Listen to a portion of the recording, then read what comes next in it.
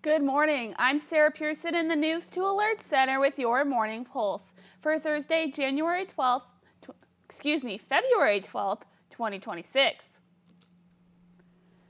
We're putting the spotlight today on a source of pride for many people in Lexington, and that's the pride of the Minuteman High School Marching Band.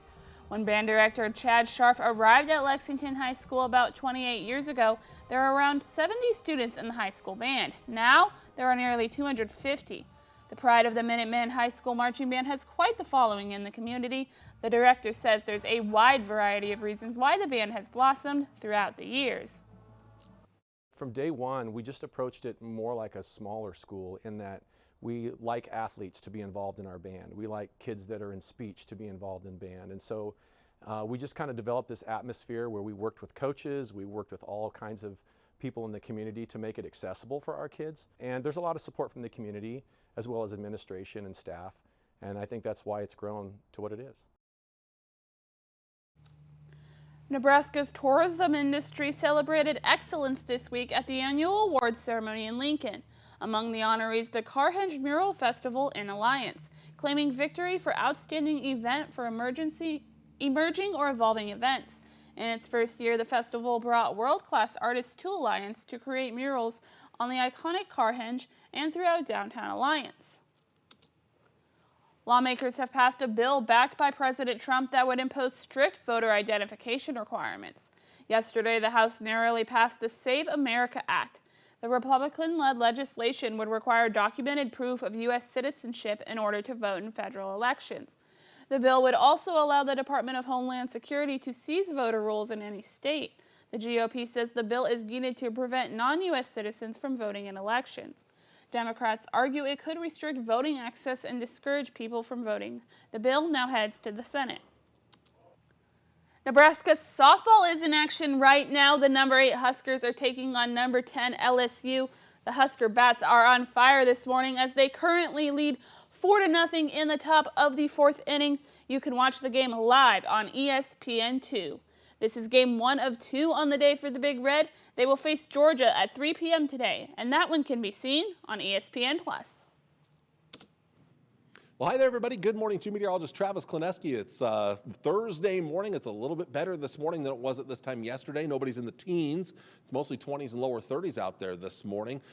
We've got a cold front that's going to pass through today. Out ahead of that, it's a surface trough, but a cold front's going to pass through, and that will eventually flip winds more northerly, and they might turn a little breezy, especially in the Sandhills region. Clouds are thicker in the east and the south, but they are kind of trying to move out a little bit. So anywhere from sunny skies to the north to maybe partly cloudy skies in the far southeast, and then later today out west. In fact, out west and into the southwest, a couple of sprinkles or light rain will be possible as we head into tonight. Light rain or sprinkles then moving into northern Kansas early tomorrow morning. That moves on out. We'll be looking at partly to mostly sunny skies for your day on Friday, with increasing clouds then coming in Friday night into Saturday morning. A big storm system to our south is going to bring in some rain chances. They're good rain chances, but we're on the very edge of that. So most of us will not have a great chance of rain. Those that live in Kansas, on the Kansas side of things, have a little bit better chance than anybody Friday night into Saturday morning. Southern Nebraska, a low chance. A few models do bring it up to about the Tri-Cities and North Platte.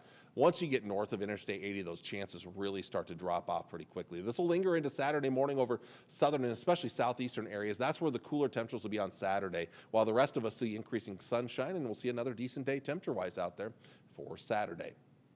So let's look at their highs for today.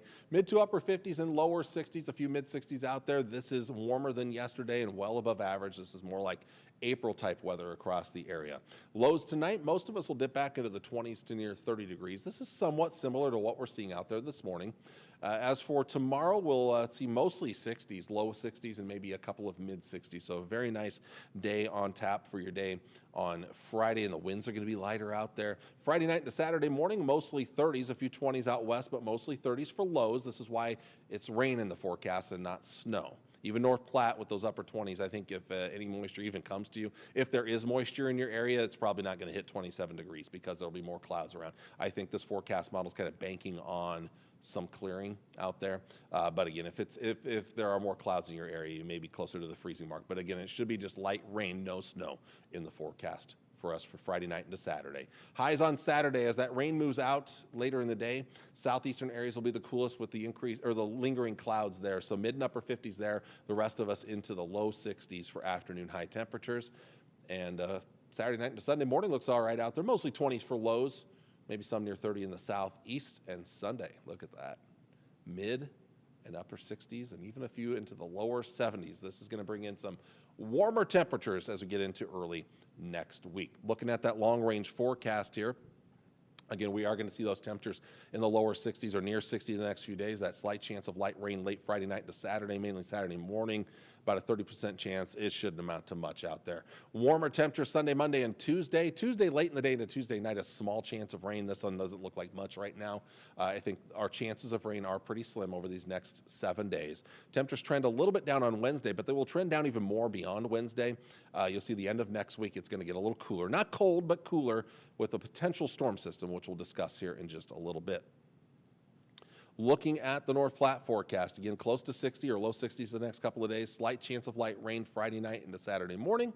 And then a little bit warmer Sunday, Monday, and Tuesday, closer to 70. Slight chance of rain Tuesday late in the day into Tuesday night, Tuesday evening anyway.